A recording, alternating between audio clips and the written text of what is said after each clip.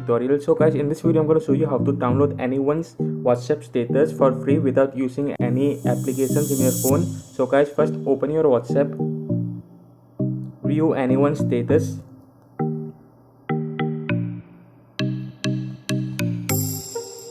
After that, close your WhatsApp. You can see over here file manager, click on that.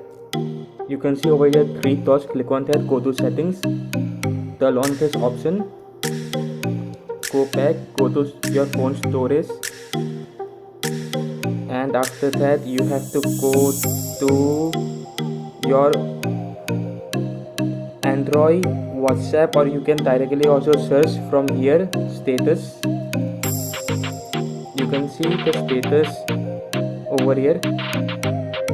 What I view right now, the downloads, you can just download from here. And after that, if you can't find this option, so guys, I'm gonna show you. You have to go for media.com, WhatsApp, after that media, after that status. You can see all your WhatsApp status, what you will view, and you can simply download from here. Alright guys, so this will be a quick video. So guys, only a small update how to download your WhatsApp videos without using any apps.